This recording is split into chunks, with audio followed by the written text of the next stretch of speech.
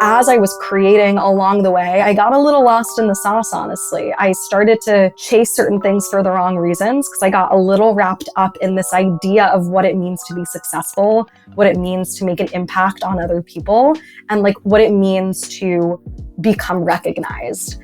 And I got lost from my actual why, and it kind of strayed me away for a little. And then I had to take a pause from the show and kind of reevaluate, like, what is that why? And bring me back to, realizing that these skills that I have were more innate and they're part of just who I am. And I need to celebrate that and lean into it rather than like weaponize it and try to do certain things for like the wrong reasons.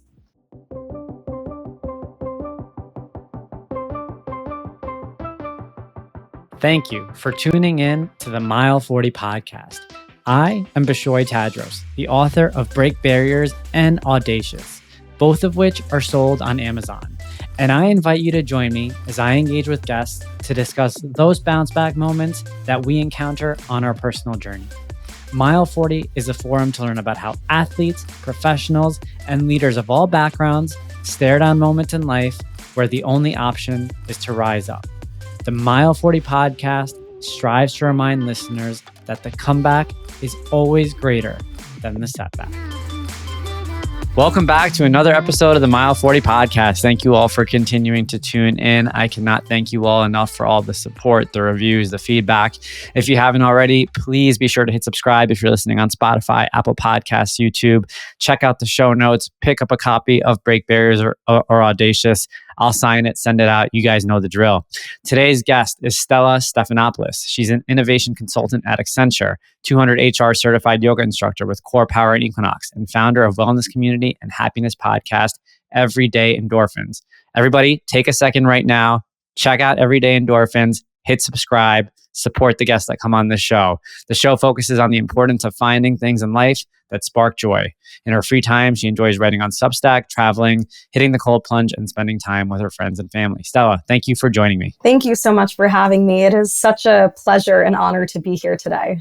Of course. Well, let's kick things off really quick by just kind of giving the audience a little bit of an update on your summer. You've done some traveling recently. So tell us a little bit about that. Yes, I'm coming off of a nice tan. I'm very happy about that. I had a nice 3-week getaway to Europe. I spent my first week attending the Cannes Lions Festival of Creativity in the south of France, which was a whirlwind of a week. Truly just so many amazing, interesting people that I met. And I feel like anything is possible in the environment of Cannes. So that was such a growth opportunity for me personally and professionally to go. And then the following 2 weeks I spent in Greece. I had a friend's wedding. I saw some family. I did a little island vacation girls trip with one of my friends. So it was like a very fulfilling 3 weeks away. It was wonderful. Tell us a little bit more about Cannes, because it's definitely something that popped up on a lot of social media feeds, and I bet there are a lot of people wondering, what's going on over there, what's the overall purpose, and how did you even get tied to it? Yeah, so Cannes is a festival. It's an award ceremony, essentially. It's an award show for people in the creative marketing, advertising spaces, and a lot of the programming kind of rolls up into the award show. But essentially, like, anyone can attend certain types of programming at Cannes. So there's, you'd have to purchase a ticket to go to the Palais to get access to those more like exclusive events with those like bigger panels and the award ceremonies and whatnot. It's quite expensive. You could also do it the budget-friendly way and try to just sign up for as much free programming along the beach as possible, where these big companies like Pinterest, Canva, LinkedIn, etc., like have basically stations where they're running panels and programming and really cool like advertising and marketing activations. So for some more context, the company that I work for, Accenture Song specifically, has a very big presence at Cannes. The founder of Droga 5, which is a company that Accenture Song acquired a few years back, David Droga is like the most awarded creative at Cannes. So he's kind of like a celebrity in that world. So Accenture has a big presence there, but they really only send very, very senior leaders to go. It's very hard to get access as an Accenture employee to get to go and be part of the experience. So I just decided to take PTO and not really wait for like the green flag from my company to send me, because I knew I was never going to get that at my level. Of course I wouldn't be invited to go. I'm not managing client relationships like that. So I decided to just go on my own volition and kind of go separate from Accenture, but still obviously be there on behalf of the company. And I wanted to go also kind of wearing more of the content creator hat as someone who hosts the podcast and is in the wellness and mental health space. And little did I know, a lot of the programming was actually focused on the creator economy and how brands can leverage creators and why we use this word authenticity to, like, it's way overused, but there's like a lot of truth to how to actually create content in an authentic way. And it was just like an incredible event, honestly. There's just a ton of panels. It's a lot of networking, a lot of like knowledge and information overload, but a lot of fun too. There's parties, there's concerts, there's yachts, like you're in the south of France. So just use your imagination and then stretch it further. And that's Cannes. What was your highlight? I had a lot, but I'll say two. One of them was getting to attend the VaynerMedia Villa. So I was going to say, I saw you take a picture with Gary Vee. Yep. I got a photo with Gary Vee. That was pretty cool. I actually had met him before because the Vayner offices are in Hudson Yards, I believe. And Accenture's offices are like very close by. Yep. And I was leaving the office one evening and I see him out of the window or like out of the lobby. And I run down the street. I'm like, sorry, team, I have to go like chase down Gary. So I run down the street and I'm like, hey, like, are you Gary Vee? He's like, yeah. And I was like, oh my God, like, I love your content. Mind if I get a photo? So we snapped a picture then. Little did I know months later, I would get to be at the Gary Vayner, like the VaynerMedia Villa, which was so cool. And they had a really cool activation on like the future of AI in retail. But like, to get to do that type of experience in the south of France, overlooking this beautiful scenery was just amazing. And to be, to have that exposure to people who are so, well recognized in their field as someone my age who's more junior in their career, it's like, you can't even fathom this type of experience. So that was one highlight. And a second highlight was finessing my way into the Spotify concert twice. So amazing. Spotify has beaches. They have like a pop-up along the beach and you have to be on the list to get access to their day programming and especially to get into the concerts at night. And I was able to get into the concerts, which I was not expecting. I was actually prepared to not even wait on the line and not even try my bets because I knew I was not going to get on the list. But the universe just really blessed me twice. Amazing. And I got to go and I saw Cardi B and I saw Lola Young and it was just fun. Like, it's like a once in a lifetime experience. Amazing. Amazing. A lot of times it just comes down to, acting like you belong in the room, right? Mm-hmm. Like, and bringing a chair for yourself ultimately in those kind of situations. And so that's awesome to hear. And that's, I think, a really cool segue into just a little glimpse of what life is like for you these days. You and I had met at a mastermind event. And I think you and I immediately clicked because we both realized that we had a lot of synergies, not only as it pertained to our podcast, but just through our creative ambitions. And one of the things that I'd like to do throughout this episode is make sure the audience gets to know you a little bit more personally, just so we can understand how we got to where we are today. You've got a lot going on. So tell us a little bit about more around, where you grew up, where you're from, and how life started off for you. Yeah, well, shout out to that community because that was an incredible event and there were just so many like-minded people in the room. Similar to Cannes, it's like it's so important, I think, to immerse yourself in those spaces where you can find common ground with people who have shared values and interests. And like the world is way smaller than we think it is. And like, after being at that event, I realized someone else I met had a mutual friend with me. So it's very crazy, especially how interconnected the wellness world is. Absolutely. And I was so happy that we got to meet because we really do have shared interests and hobbies and creative pursuits, hence that we both have podcasts and are also in the corporate world. But to give you kind of like a taste into my personal life and kind of where I come from. So I grew up in New York City and I was raised here. I went to college in the Midwest. I went to Washington University in St. Louis in Missouri. And I studied a combination of philosophy, neuroscience, and psychology as my major. And then I minored in creative writing and organization and strategic management in our business school. It's a mouthful to say, but the high level spark notes really boil down to psych, neuro, writing, and business. Those were the areas of focus.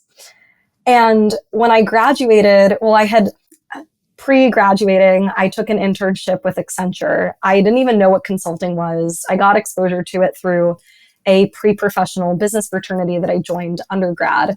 And I did the internship, I took the return offer, and I started working my corporate full-time job when I graduated college in 2021.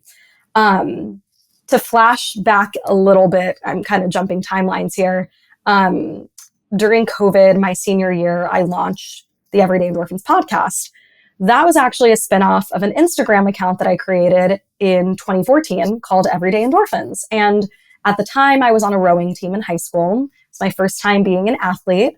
And I wanted to just blog in a creative way, what it was like being a rower, doing these workouts, fueling my body in a different way. And so I would just write about it, post photos. The platform was very different in 2014 than how it exists now. And I kept that up in high school, a little bit in college, but not really, because when I got to college, I stopped rowing. And so I didn't feel like the content that I was sharing was really representative of my lifestyle anymore. Like I wasn't an athlete. So that was a big identity shift for me. But then again, fast forward to 2020, the world is shut down. I've got time on my hands. My senior year is completely flipped upside down. I'd been growing these interests in, writing and storytelling and journalism, but also my undergraduate studies were focused on like psychology. And I took a class my senior year on positive psychology and really exploring the science of flourishing. And all these fireworks started to kind of go off in my brain. And I was like, I need to communicate this in a fun, engaging, and entertaining way, hence podcasting. So that's kind of how it started. And I just interviewed people virtually, just like this, from my apartment in St. Louis. And it was a way to connect because I couldn't really go outside. It was like, I felt like I was on lockdown in my own apartment. And, then I kept it up once I graduated and I started working and I grew to really like it. And I was like, why should I stop doing interviews? There's nothing holding me back. It's not taking away from my project work. And then there hit a point in time about a year after I graduated where I thought to myself, how cool would it be to bring endorphins off of the mic and in real life and create spaces for people to actually boost their own endorphins? So that's what inspired me to launch in-person events. And so I piloted that out and I was doing monthly events and it was exhausting, but like iterating a lot, learning a lot. I honestly had no idea what I was doing. I just felt like more, and then I'll figure it out. But that hustle got me to partner with Alo Yoga for an event, which was really big name recognition for me at the time. And that was like something I really prided myself on. And I just felt this immense sense of like accomplishment.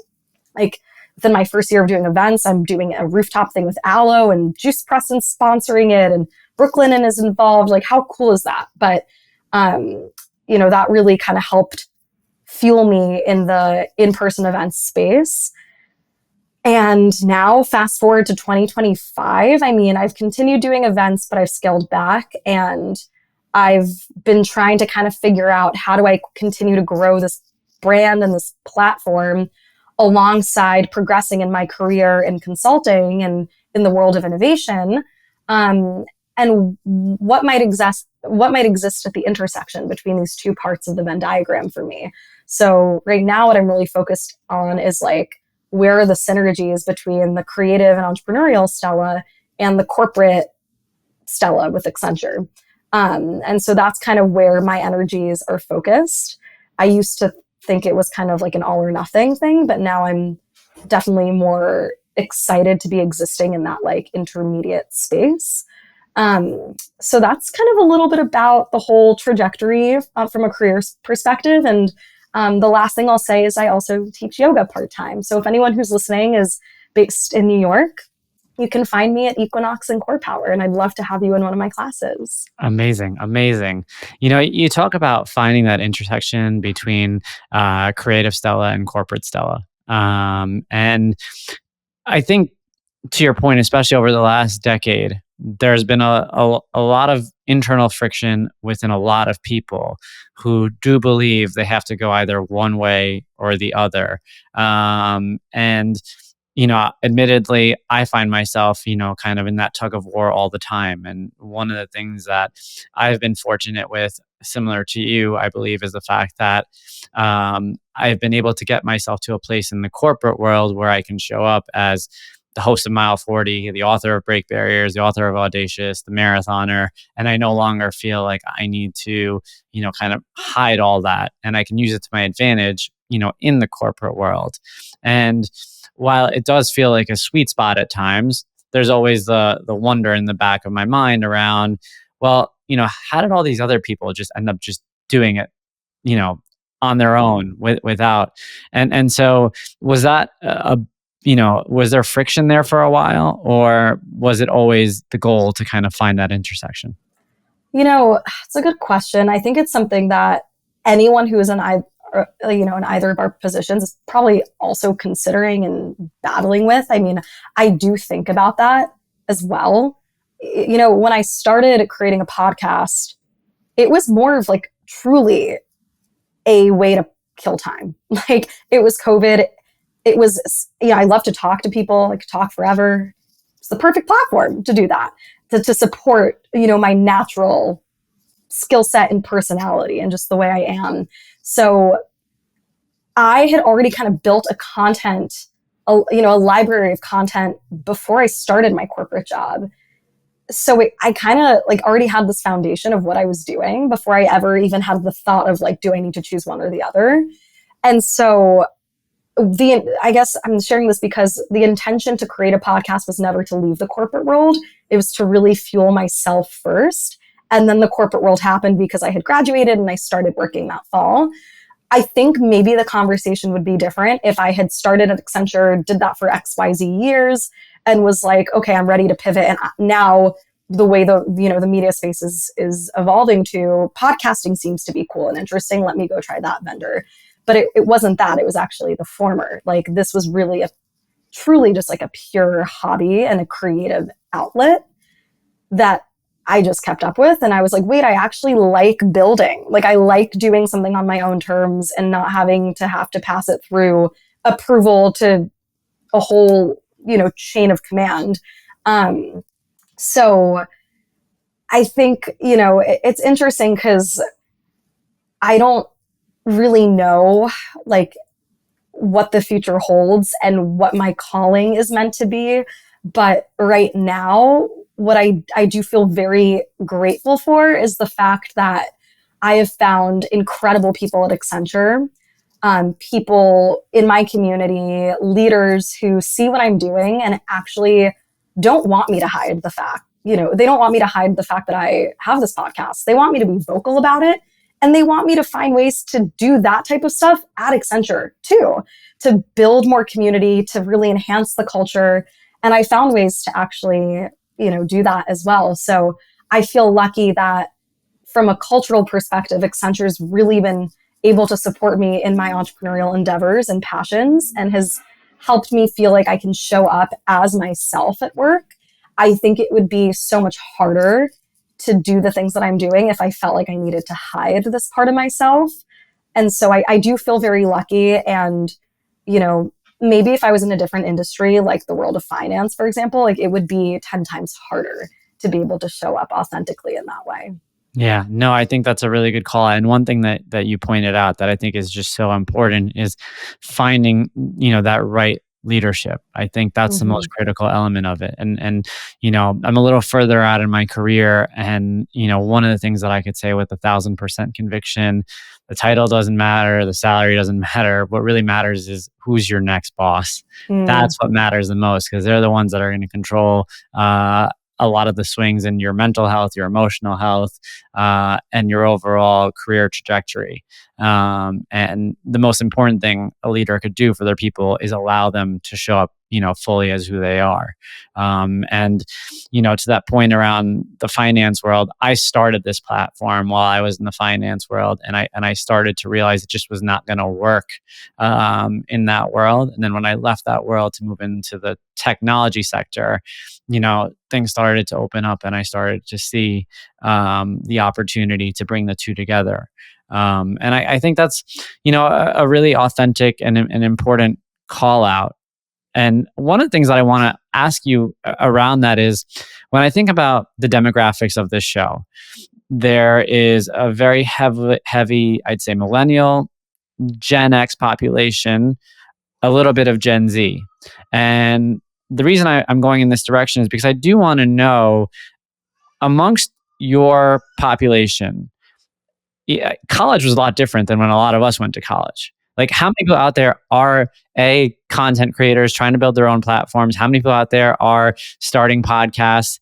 And what's the overall relationship as it pertains to the word, competition?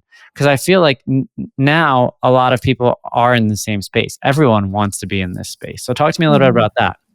It's so interesting you bring this up, because I've reflected a lot on the term influencer, and I had so much resistance to it when I first started putting out content.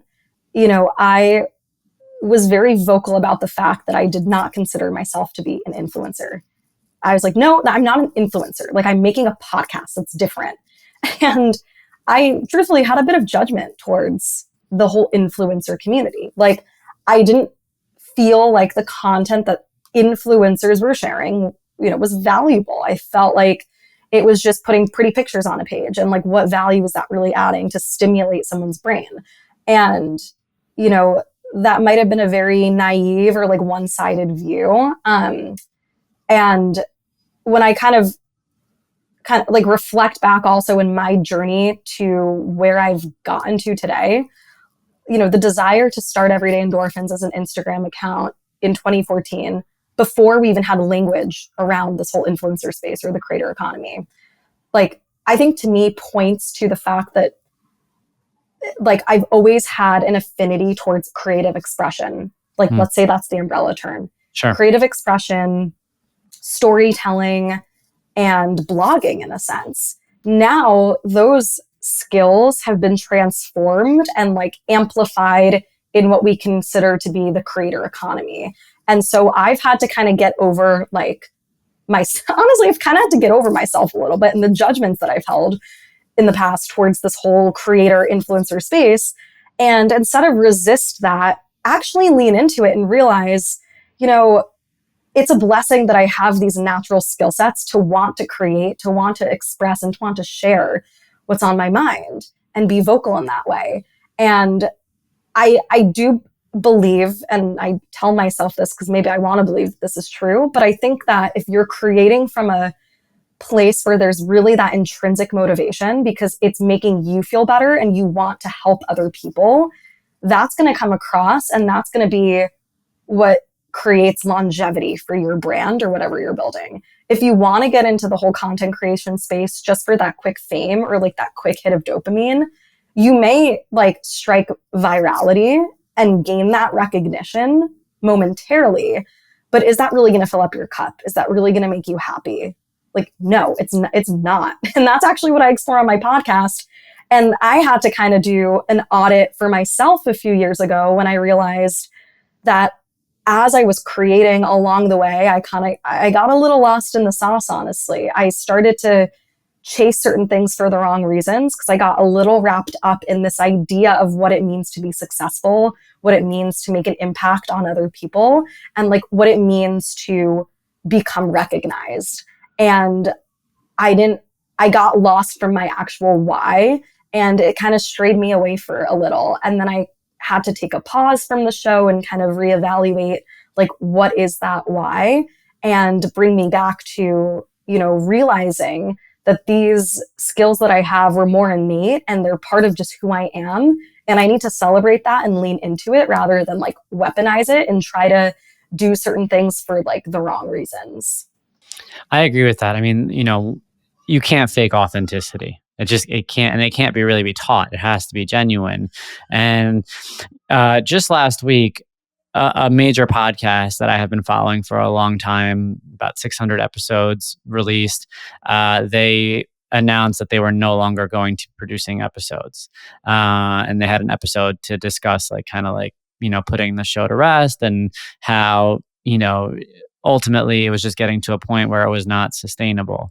And, right now this is going to be an episode probably somewhere between 140, 150 for mile 40.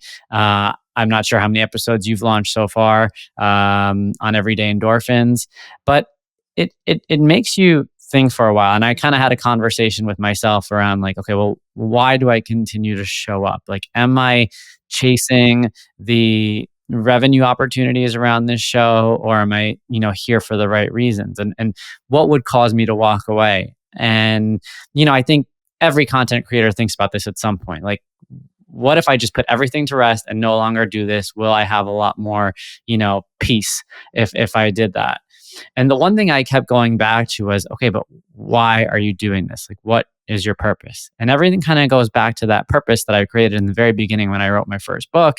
And that was to help people channel the mindset to overcome obstacles, whether they're personal, professional, or on the playing field. And I felt like so long as the show was doing that, and it wasn't impacting whether or not I could feed my family, then there was no reason to stop right now as is. But I couldn't help but think of the fact that, and I'm going to be honest with you and vulnerable with the entire Mile 40 community, there were several times where I thought about just kind of walking away because I'm not really sure what the purpose is here. So talk to me a little bit about your relationship with, and I don't want to say the word failure because I don't think failure is the right word, but what's your relationship with not getting the results that perhaps you wanted? Yeah. Oh, it's a hard question. I remember there was a point because I took a break from the show about 2 years ago. I took like a few month hiatus because I really needed to like reevaluate this and reevaluate the why.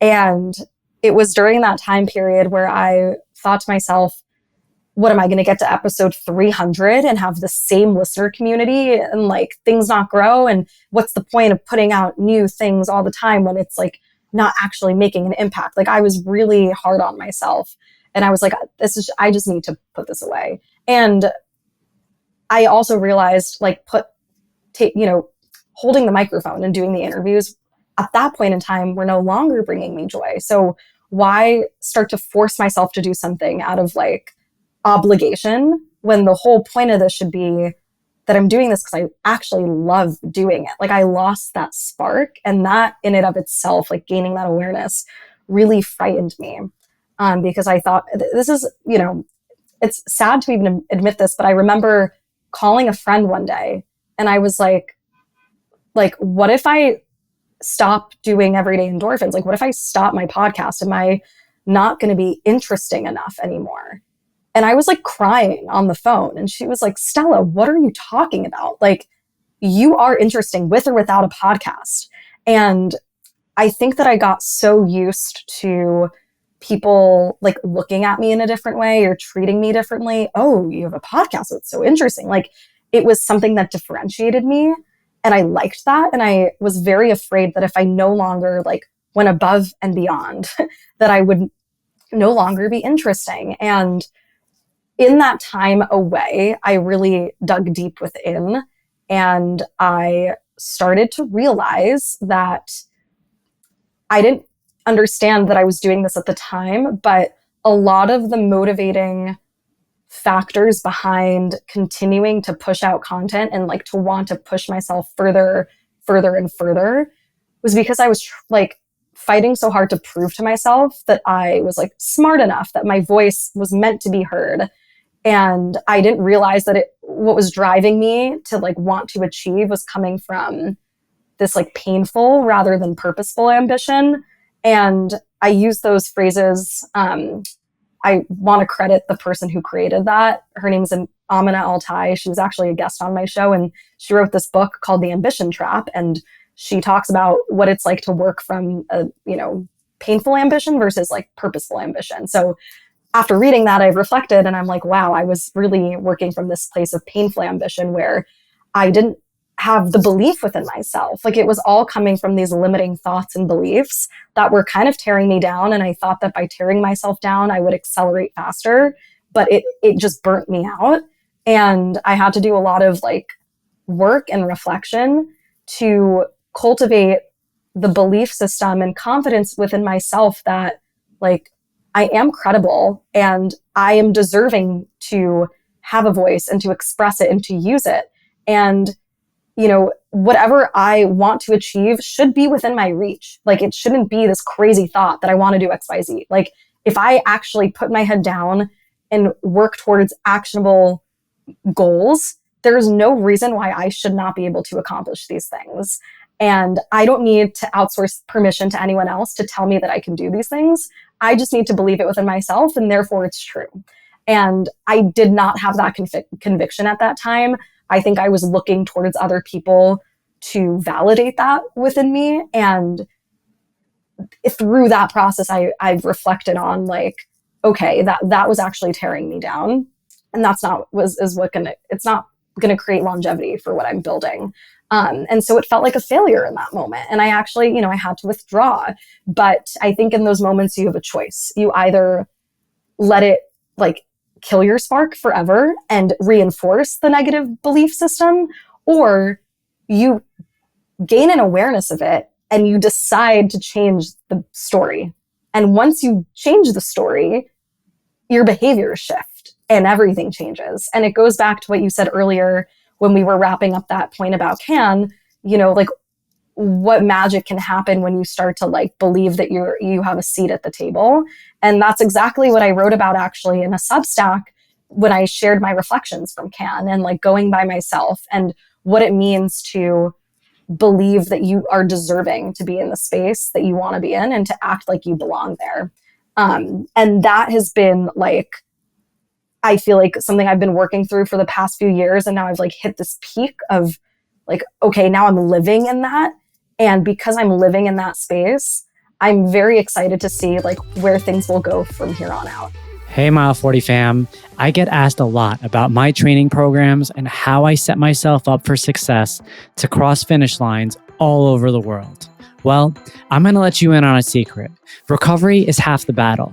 And in order to get that recovery, I rely on clean sources of protein. That's why my go-to protein shake is OWYN. Only what you need. I have one after every single workout. 100% vegan and plant-based, OWYN's plant-based shakes use a multi-source protein blend of pea, pumpkin seed, and flax seeds to include all essential amino acids to promote optimal daily health. Uncompromised taste.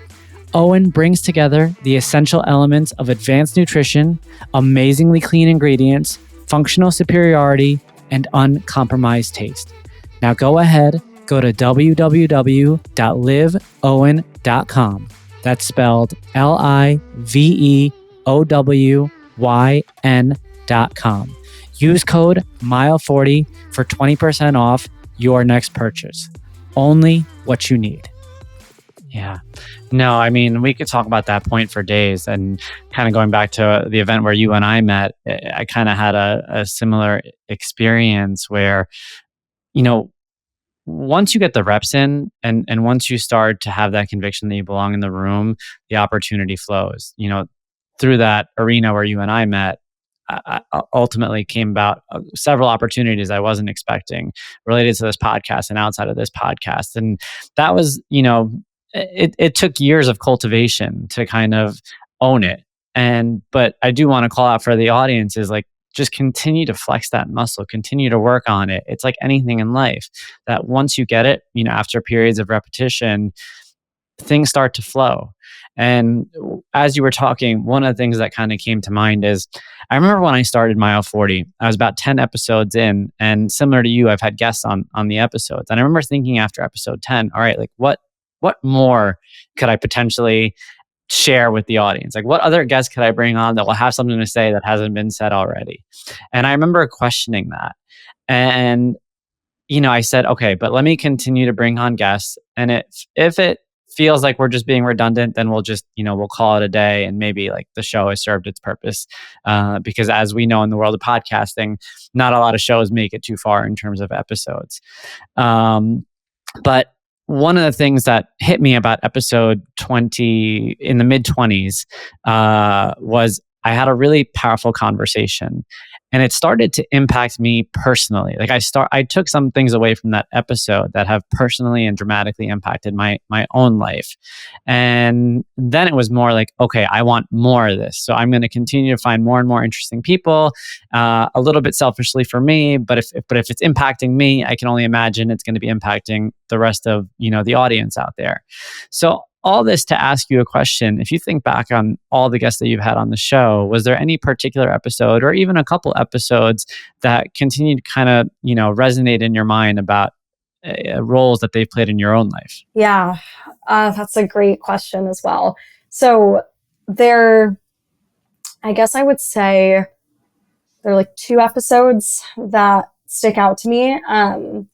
The first one actually was my first inspiration to do any sort of live event. So it'll always have a special place in my heart. But it also kind of goes back to this point we were talking about earlier, from connecting with your why and doing something because you actually have like a joy and a curiosity rather than chasing how things might like optically appear. So I had the opportunity, I guess it's 3 years ago now, to interview the CEO of the Equinox Hotel here in Hudson Yards in New York City. And I interviewed him and his wife. And the episode was about their experience losing their son to suicide. And when I inquired about doing this interview, I did not know who the family was. I met his wife, the artist's mother. Their son was an artist. I'm like not explaining this well. Their son was an artist, and I met the mother at an art gallery exhibit that she was, curating for the son and his art. And the reason I even found out about this exhibit was because I was following a mental health nonprofit on Instagram called Project Healthy Minds. And I just loved the content they were putting online. And I saw they were partnering with this exhibit in Chelsea. So I decided to go. I brought a friend with me. I walk in, I'm looking at the art. It's beautiful. And I strike up a conversation with the woman there. And turns out she's the mom of the artist. And we start getting into this really amazing conversation about the relationship between art and mental health and mental illness. And I was just so moved by the story. And I said, can I get your information? I'd love to interview you and your husband on the show. And so I get her email, and in our conversation, she had mentioned that her husband worked in the hospitality industry. So then after I meet her, I do a Google search, and I'm like, oh, that's crazy. Like, this is someone who is very well known in this field. And if I just shout out like a cold email, I would probably never get a response. Yeah. And if I just wanted to interview him for like the clout, it would be in a very different tone. And the episode was just like incredible. And my first podcast event was a gallery viewing of their son's artwork. And, I've stayed very close to the family since then. And I think the work that they're doing is so amazing to like really spread mental health awareness, suicide prevention, addiction. Like, it's really like remarkable to me to see what they've done as a family, and to also be around people who on paper have it all, but are so incredibly humble and want to give back to other people. So that is an episode that just always, like, I always come back to for many reasons. I think it's episode number 56. The artwork is called The Pippins. And if you're in Hudson Yards, you can actually check it out because they have these like beautiful outdoor installations of the Pippins near the vessel.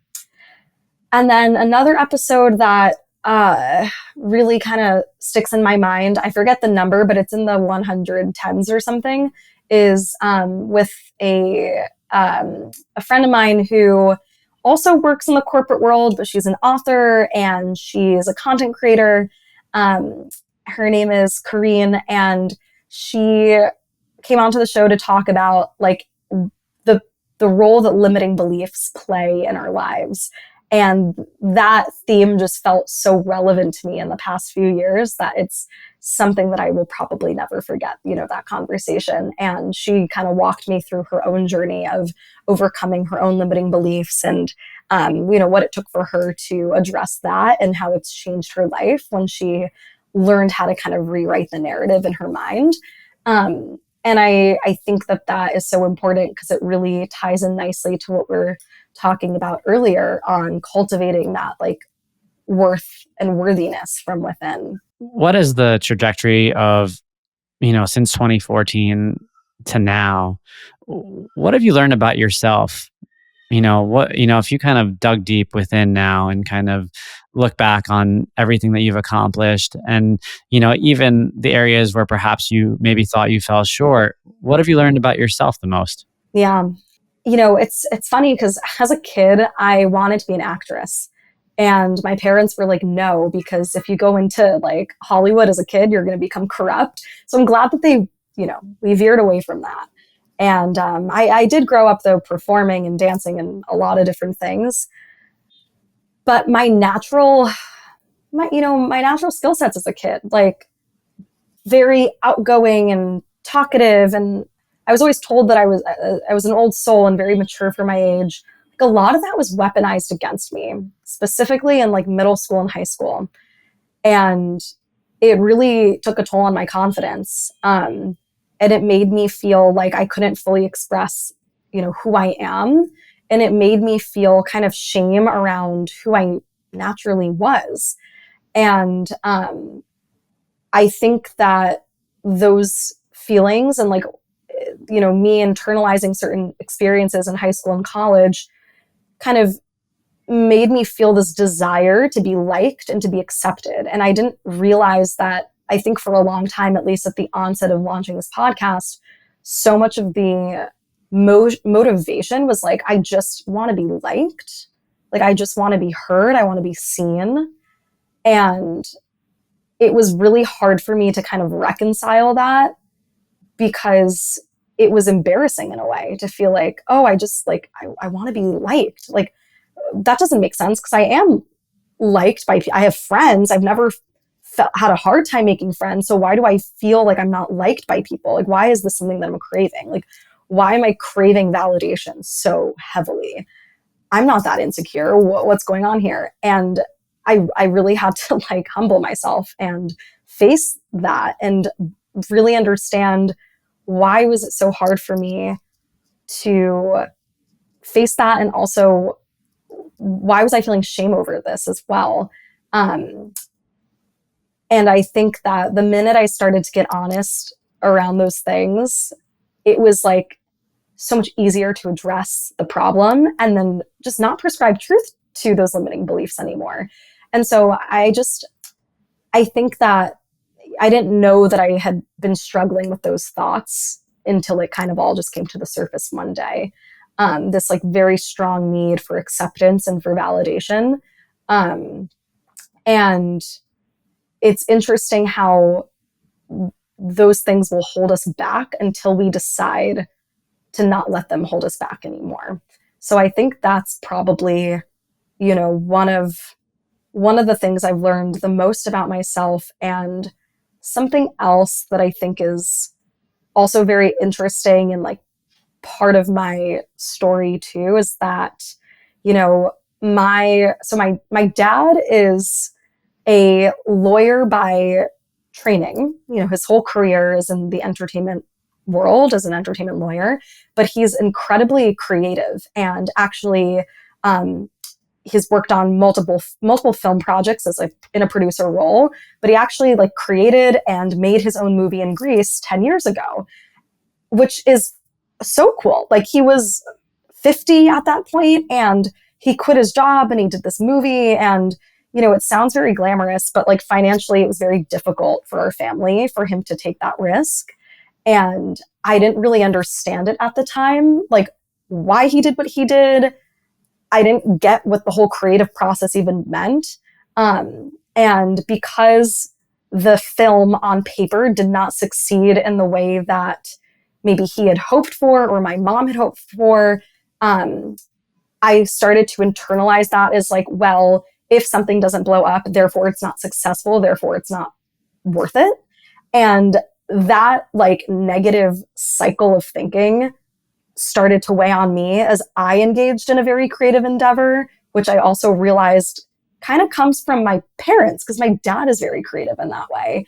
And so maybe it's the comparison mindset. I don't know exactly what it is, but I've thought a lot about the way in which I relate to my family and my parents specifically, and learning to like find more acceptance and better understand certain choices that, my family has made, and, feel really kind of like appreciative for being exposed to that, rather than feeling like because certain things didn't end up a certain way for my parents, like it's not like representative of how the trajectory of my life is going to unfold. So that's been kind of interesting as well to kind of navigate and reconcile with. Yeah, thank you for that. Thank you for your vulnerability there, because I think that's just such an important thing to reflect on. And it's true. Like a lot of times, our personal definitions of success and failure come from our parents, because they're our most major influence in most of our lives. And a lot of times, if, we're going through making a difficult decision or trying to navigate a difficult circumstance, in the back of our minds, many times is, how would our parents navigate this, and how would they respond to this? And I think that's incredibly, incredibly genuine to call out. I don't know if this is the right way to ask the question, but you mentioned, at one point, a lot of these feelings came to the surface. A lot of these realizations came to the surface. Was there any particular event, or were you going through an era in your life, or was, this an intentional era of doing work, perhaps, where, you started to kind of put the pieces together? I remember this was a few years ago.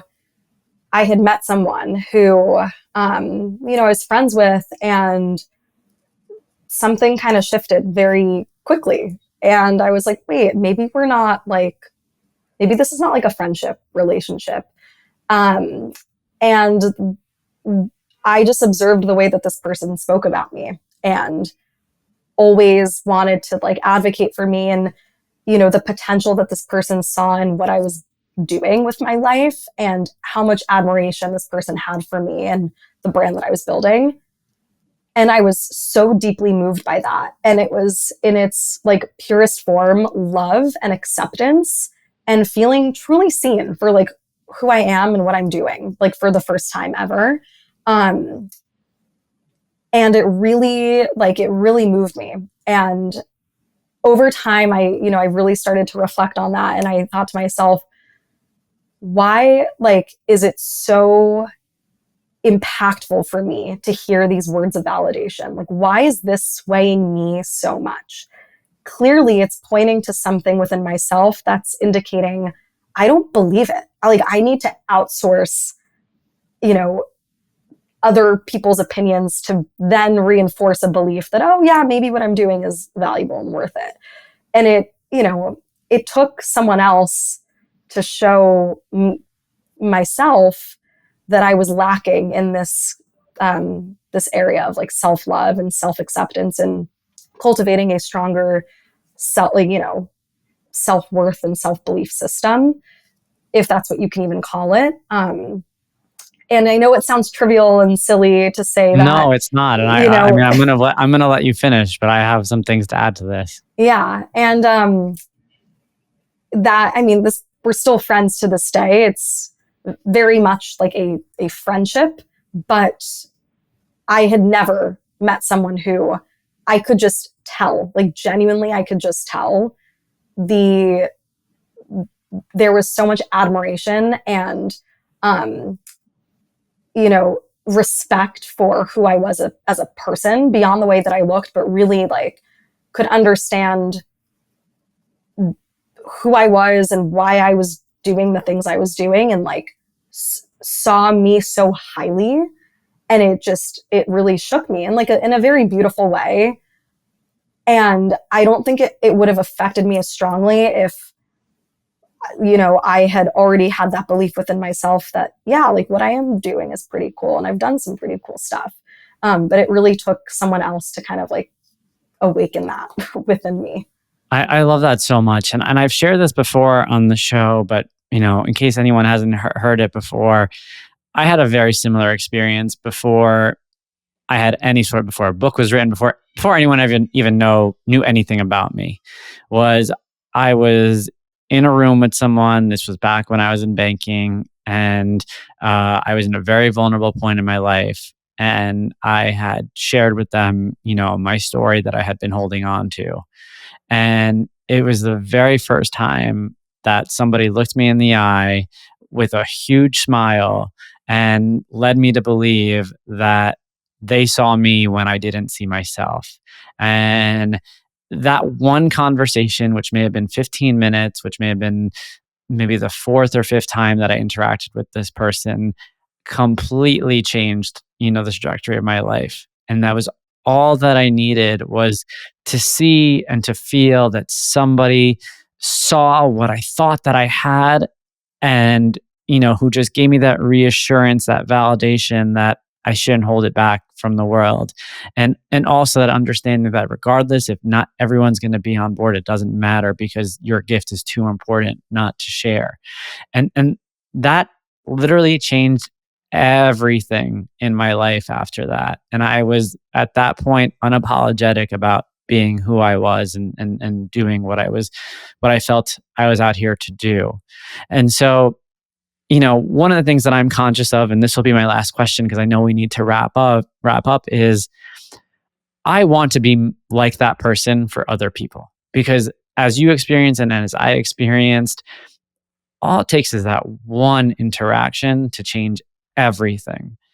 And my question to you is, when you think about that person and when you think about the impact that they had on you and how it's impacted you, what are you trying to channel inside to try to be the person who pays it forward to someone else, right? Like, you can't change who you are. You can't be that person, but you can do your best to pay it forward. And are you conscious of that? I think it really comes down to love. It's like being love. It's acting from a place of love and generosity and kindness. Because I do think fundamentally we are all love. Like, love is an energy. And when you act from a place of like true openness and love and pure intention, you're being honest with yourself, and you're only extending good energy outwards. And it's the law of attraction. Like, what you put out is what you're going to receive. And that was really the first time in my life that I had witnessed a pure transaction of love, and it transformed my life. And what I want to do is to help other people also feel seen in that way, and feel the whole mission of the show is for people to feel empowered, like they can be in control of their own lives, to feel like they can have the tools to choose happiness, because happiness is not just something you wake up and you're happy. Like, that's just not realistic. Life's going to happen. You can't predict what's going to happen. You have to count your blessings every single day. But you get to control the narrative that you have around what happens in your life and the stories that you choose to tell yourself. And it takes a certain kind of like mental discipline to be able to train yourself to do that. And I want people to feel like they're equipped to be able to build those skill sets, to have some sort of agency and autonomy over their lives, to create happier and more joyful and more endorphin-filled lives. And I think that all stems down to, just acting from a place of love and like true care for other people. Beautifully said, Stella. Stella, thank you so much for coming on. Thank you for sharing with us. This was a great way to start my day. And so I just want to say I really appreciate you for coming on Mile 40 today. Likewise, thank you so much. This was a wonderful way to start my morning as well. And I really enjoyed getting to do this interview, and I can't wait to have you on Everyday Endorphins as well. You got it. Thank you.